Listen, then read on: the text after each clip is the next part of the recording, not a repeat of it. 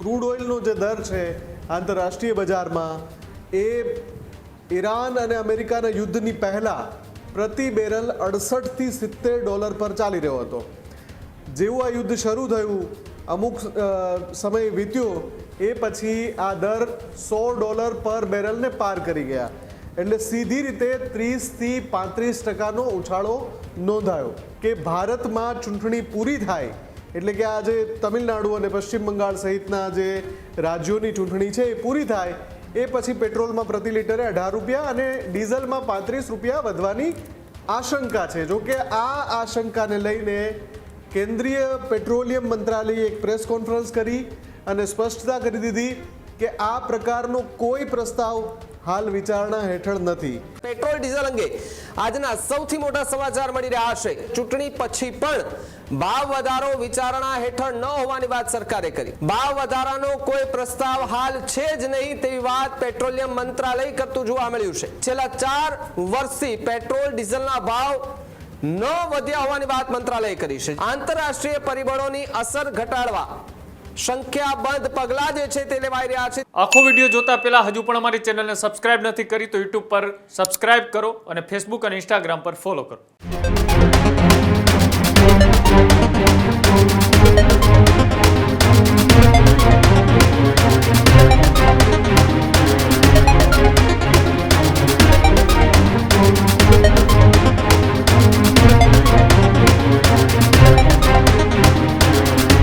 સ્થાનિક સ્વરાજ્યની ચૂંટણી વચ્ચે એક સ્થાનિક લોકો અને ગુજરાતના લોકોમાં એક એવી ચર્ચાઓ હતી કે ચૂંટણી પૂરી થશે પછી પેટ્રોલ અને ડીઝલના ભાવમાં વધારો થાય તેવી શક્યતાઓ છે। ત્યારે પેટ્રોલ ડીઝલ અંગે આજના સૌથી મોટા સમાચાર મળી રહ્યા છે। પેટ્રોલ ડીઝલના ભાવમાં ભાવ વધારો વિચારણા હેઠળ નથી તેવી વાત સરકારે કરી, જ્યારે ચૂંટણી પછી પણ ભાવ વધારો વિચારણા હેઠળ ન હોવાની વાત સરકારે કરી। પેટ્રોલિયમ મંત્રાલયે તમામ અસમંજસ અંગે સ્પષ્ટતા કરી છે। ભાવ વધારાનો કોઈ પ્રસ્તાવ હાલ છે જ નહીં તેવી વાત પેટ્રોલિયમ મંત્રાલય કરતું જોવા મળ્યું છે। ભાવ વધારા અંગે સમાચારોમાં જે સમાચારો વહેતા થયા હતા તેમાં કોઈ પણ જાતનું તથ્ય નથી। છેલ્લા 4 વર્ષથી પેટ્રોલ ડીઝલના ભાવ ન વધ્યા હોવાની વાત મંત્રાલયે કરી છે, જ્યારે ભારત આવું કરનારો વિશ્વનો એકમાત્ર દેશ છે તેવી વાત પેટ્રોલિયમ મંત્રાલયે કરી છે। જ્યારે આંતરરાષ્ટ્રીય પરિબળોની અસર ઘટાડવા સંખ્યાબંધ પગલાં જે છે તે લેવાઈ રહ્યા છે, ત્યારે કેન્દ્ર સરકાર અને પેટ્રોલિયમ મંત્રાલયે સંખ્યાબંધ પગલાં લીધા હોવાની વાત સામે આવી રહી છે। એટલે કે ચૂંટણી પત્યા પછી પેટ્રોલ અને ડીઝલનો ભાવ વધી જશે આ પ્રકારની ચર્ચાઓ છેલ્લા એકાદ અઠવાડિયાથી વધુ થતી જોવા મળી રહી છે અને લોકોના મુખે પણ સાંભળવા જોવા મળી રહી છે। હમણાં જ આપણે જોયું છે કે કોઈ એક અફવાના કારણે પેટ્રોલ ડીઝલની અછતની એક અફવાના કારણે પેટ્રોલ પંપ પર જે લાઈનો લાગી ગઈ હતી, જે બાદ ભાવ વધારાની અફવાઓ અત્યારે ઉડી રહી છે। ત્યારે મુફદ્દલ ન્યૂઝરૂમથી જોડાયા છે। મુફદ્દલ, જે રીતે ચૂંટણી પત્યા પછી પેટ્રોલ અને ડીઝલના ભાવ વધી જશે આ વાત લોકોના મુખે સંભળાતી જોવા મળી રહી છે અને હવે પેટ્રોલિયમ મંત્રાલયે સ્પષ્ટતા કરી દીધી છે। બિલકુલ, આની પાછળ ભાવિક કારણ એ છે કે કેટલીક આંતરરાષ્ટ્રીય સમાચાર એજન્સી અને કેટલીક રાષ્ટ્રીય સમાચાર એજન્સીએ પણ એવી સંભાવના વ્યક્ત કરતા અહેવાલ દર્શાવ્યા હતા કે પેટ્રોલ અને ડીઝલના ભાવમાં હાલ પૂરતો વધારો તો નથી થઈ રહ્યો, પણ જેવી ચૂંટણી પૂરી થાય, મતદાન પૂરું થાય અથવા તો પરિણામો આવે એ પછી વધારો કરવામાં આવશે। એક ફર્મ અંગે ન્યૂઝરૂમે પણ અહેવાલ દર્શાવ્યો હતો અને એ અહેવાલ હતો મેકવાયરી નામની જે વિદેશી ફર્મ છે એના અહેવાલના આધારે હતો। આપણે એ વખતે પણ સ્પષ્ટ કહ્યું હતું કે મેકવાયરીના અહેવાલ અનુસાર ભારતમાં પેટ્રોલના ભાવ પ્રતિ લિટરે ₹18 જેટલા વધી શકે છે, જ્યારે ડીઝલના ભાવ પ્રતિ લિટર ₹35 સુધી વધી શકે છે।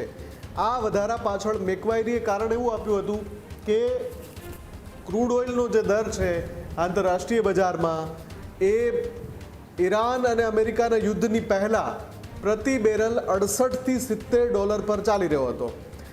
જેવું આ યુદ્ધ શરૂ થયું, અમુક સમય વીત્યો, એ પછી આ દર $100 પર બેરલને પાર કરી ગયા, એટલે સીધી રીતે 30 થી 35% ઉછાળો નોંધાયો।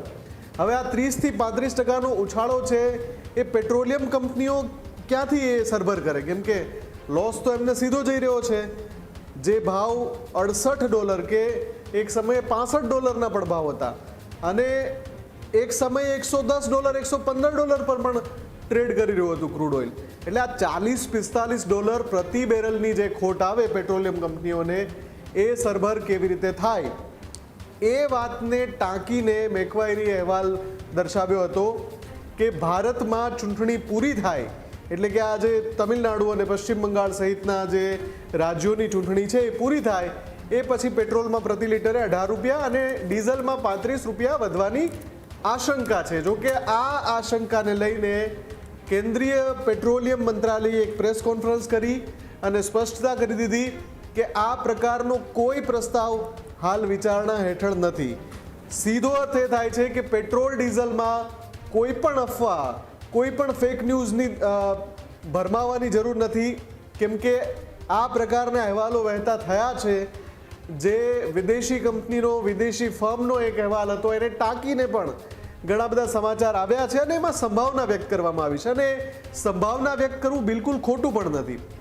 તમે સંભાવના વ્યક્ત કરી શકો કે $35-40 એક બેરલના જો વધી જતા હોય તો પછી એ ભાવ વધારો એ જે ખોટ છે એ ખોટને સરભર કરવા માટે પેટ્રોલિયમ કંપનીઓ ભાવ વધારો કરશે.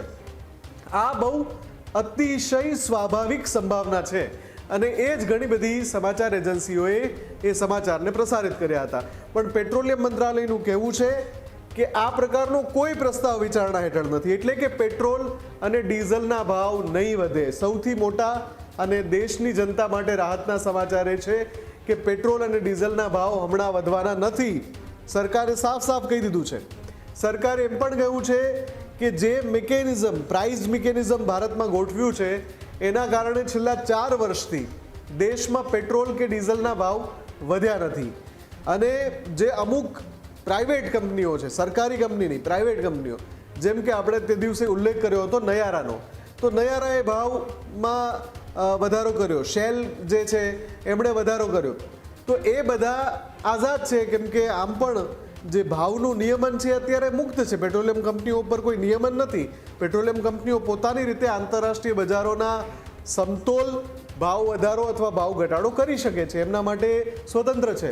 પણ તમામ સરકારી કંપનીઓ જે છે, જે આપણી PSU છે, એ તમામ પેટ્રોલિયમ કંપનીઓ ચૂંટણી પછી કોઈ ભાવ વધારો નહીં કરે આવું ખોંખારો ખાઈને પેટ્રોલિયમ મંત્રાલયે કહી દીધું છે. બીજી સૌથી અગત્યની વાત કે આ ખૂબ નોંધ લેવા જેવી બાબત છે.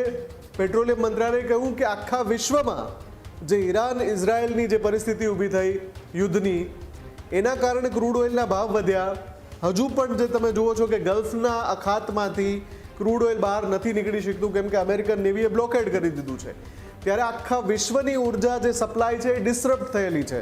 એવા સમયે પણ ભારત વિશ્વનો એકમાત્ર દેશ છે કે જેમાં પેટ્રોલ ને ડીઝલના ભાવ વધારવામાં નથી આવ્યા અને એ પછી ઉપરથી આવું આશ્વાસન આપ્યું છે. એટલે આ ખૂબ જ મહત્વના સમાચાર છે અને જનતા માટે મોટી રાહતના સમાચાર છે. ભાવિક, બિલકુલ આભાર મુફદ્દલ, જોડાવા બદલ અને માહિતી બદલ.